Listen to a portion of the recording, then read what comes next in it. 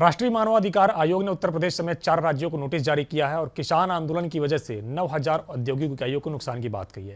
हमारे साथ बातचीत के लिए मौजूद हैं उत्तर प्रदेश के औद्योगिक मंत्री सतीश माना जी। सर, गाजीपुर बॉर्डर बंद है, आवागमन बंद है, किसान आंदोलन की वजह से यूपी को कितना नुकसान हो रहा है? देखिए, किसान आंदोलन की वजह से आम व्यक्ति परेशान है। जिन लोगों को घूम कर आना पड़ता है, 1 घंटा 1.5 घंटा जो ट्रैफिक में फंसते हैं वो, और किसान इस देश में अगर कोई किसान के लिए कानून माननीय प्रधानमंत्री श्रीमान नरेंद्र मोदी जी लेकर आए तो वो किसानों के हित में है।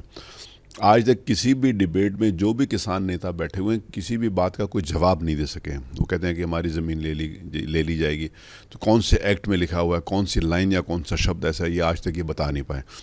और ये केवल राजनीति से प्रेरित आंदोलन है, क्योंकि किसान का नाम जुड़ा हुआ है। जो किसान सम्मानित है, जो किसान इस देश का अन्नदाता है, जिस किसान के लिए माननीय मोदी जी की और योगी जी की सरकार ने सोचा, जिसके लिए सोचा कि इसकी आय दोगुनी होनी चाहिए, जिसके लिए सोचा है कि इसको बिजली मिलनी चाहिए, जिसके लिए सोचा है इसको पानी मिलना चाहिए, जिसके लिए सोचा है किसान सम्मान निधि के माध्यम से अगर इसको अपना कोई छोटा सा काम शुरुआत करनी है खेती की, तो उसके लिए इसको पैसे की जो इनिशियल पैसे की जो वो भी उसके पास नहीं थी, उनके खातों में जाने की थी। तो किसानों का सम्मान और किसानों के लिए काम करने वाली जो सरकार थी, उसकी बारे में इनको चिंता नहीं है। ये कुछ राजनीतिक दल, हम सब लोग देखते हैं रोज़ ही, राजनीतिक दलों का ज़्यादा कंसर्न रहता है।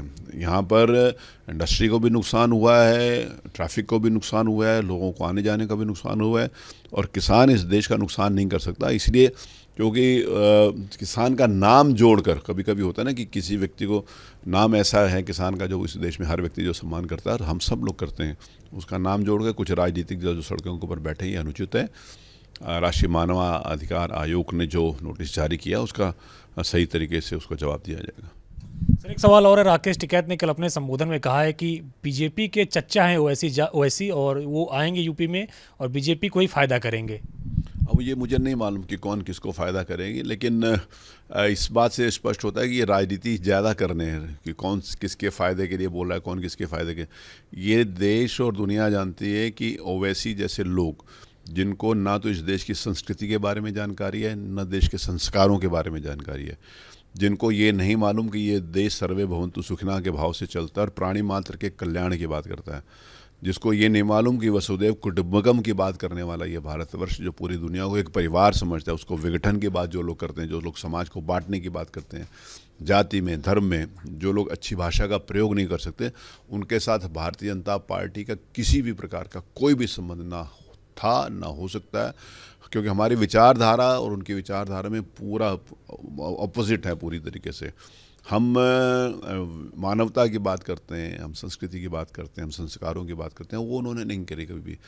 इनकी और उनकी भाषा आज की तारीख में एक है। राकेश टिकैत की भाषा और ओवैसी जी की भाषा एक है। जिस प्रकार की भाषा वो एक दूसरे के साथ बोल सकते हैं, वही कुछ आपस में तालमेल कर सकते हैं, बीजेपी के साथ कभी भी नहीं हो सकता। सर, अखिलेश यादव ने कहा है कि बीजेपी को अपना चुनाव चिन्ह बुलडोजर रख लेना चाहिए, जिस तरीके से उत्तर प्रदेश में निर्माण ढहाए जा रहे हैं। देखिए, अखिलेश यादव जी की सरकार में जिस प्रकार से अनैतिक तरीके से कमाई गई अकूत संपत्ति से सरकारी ज़मीनों के ऊपर और गलत तरीके से जिन्होंने अपनी संपत्तियां खड़ी करी थी, स्वाभाविक रूप से उनके ऊपर बुलडोज़र चलना ही चाहिए था। आज प्रदेश की जनता उस बुलडोज़र को चलते हुए देखकर प्रसन्न है, क्योंकि अब उनके पास बीजेपी की सरकार के बारे में कुछ कहने को बचा नहीं है। इस प्रकार की भाषा का वो प्रयोग कर रहे हैं, जो कि अनुचित है। हमारे मुख्यमंत्री श्रीमान केशव जी ने बोला कि उनको अपनी पार्टी का चुनाव चिन्ह AK-47 रख लेना चाहिए। ये कोई इसका कोई जवाब नहीं है, लेकिन ये अनुचित है कि इस प्रकार की भाषा का प्रयोग करना। उनके पास सरकार के खिलाफ में बोलने का कुछ भी नहीं है। जिस प्रदेश की जनता समझ चुकी है कि जो भी इनकी सरकारें रही हैं, उन्होंने केवल व्यक्तिगत स्वार्थ के लिए काम किया और उन लोगों को संरक्षण दिया है जिन्होंने गलत तरीके से अपनी महल खड़े कर लिए थे, जिनके ऊपर बुलडोजर चला है। सर, कांग्रेस पार्टी भी अब अपने उम्मीदवारों से टोकन मनी पहले मांग रही कि जो उम्मीदवार कांग्रेस का टिकट चाहता है वो 11,000 रुपये जमा करे कांग्रेस कोष में, बाकायदा उसके लिए अकाउंट नंबर वगैरह भी दिए गए हैं। अब मुझे लगता है कि कांग्रेस को ना तो उनका संगठन है नीचे स्तर के ऊपर, उनको पता ही नहीं है कि उनके पास कौन सा कैंडिडेट है। उनकी पार्टी से कोई चुनाव भी नहीं लड़ना चाहता, तो मेरे ख्याल है उनकी पार्टी से चुनाव लड़ने का उन्होंने बताया होगा कि 11,000 रुपये दो तो शायद आपका नाम हो जाए पार्टी का चुनाव लड़ने। ना उनका संगठन है, ना उनके पास कैंडिडेट है। इस बात से प्रमाणित होता है कि उनको पता ही नहीं है कि उनके पास कौन सा कैंडिडेट चुनाव लड़ सकता है कि नहीं लड़ सकता। वो एप्लीकेशन इनवाइट कर रहे हैं 11,000 रुपये के साथ, ताकि उनको पता चल सके कि कौन कांग्रेसी है कि नहीं है। कांग्रेसी ढूंढने के लिए भी कांग्रेस को मेहनत करनी पड़ रही है। सर एक आखिरी सवाल है, कल एक बड़ा इवेंट हुआ अलीगढ़ में, जाट राजा महंत प्रताप सिंह के नाम पे यूनिवर्सिटी का शिलान्यास किया गया। अब कहा जा रहा है कि अगला जो बड़ा इवेंट उत्तर प्रदेश में होने जा रहा है वो जेवर इंटरनेशनल एयरपोर्ट का शिलान्यास का होगा। क्या तैयारियां और कब तक इसकी उम्मीद है? देखिए, इवेंट तो मैं नहीं कहूँगा। हाँ, जेवर एयरपोर्ट का प्रोसेस हमारी सरकार में आने के बाद शुरू हुआ।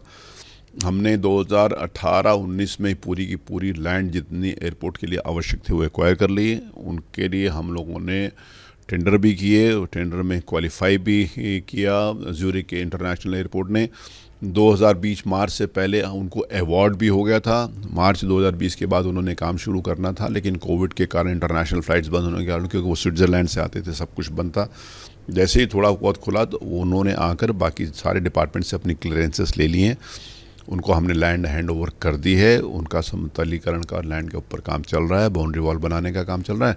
जिस दिन माननीय मुख्यमंत्री जी ने माननीय प्रधानमंत्री जी से निवेदन किया हुआ है कि उसके लिए वो समय दें, जिस दिन वो समय देंगे उस दिन उसका शिलान्यास हो जाएगा। और 2024 से पहले लगभग 2.5 साल में 30 महीने में जो जेवर इंटरनेशनल एयरपोर्ट अपने उसमें आ जाएगा, कार्य करने लगा, और वहाँ पर फ़्लाइट्स उड़नी शुरू हो जाएंगी। शुक्रिया हमसे बातचीत करने के लिए। तो उत्तर प्रदेश के औद्योगिक मंत्री सतीश महाना, जिनका कहना है कि मुख्यमंत्री योगी आदित्यनाथ ने प्रधानमंत्री से वक्त मांगा है, जब भी वो वक्त देंगे तब जेवर इंटरनेशनल एयरपोर्ट का शिलान्यास कार्यक्रम किया जाएगा। कैमरामैन अमरजीत के साथ अविनाश तिवारी, एबीपी गंगा, दिल्ली।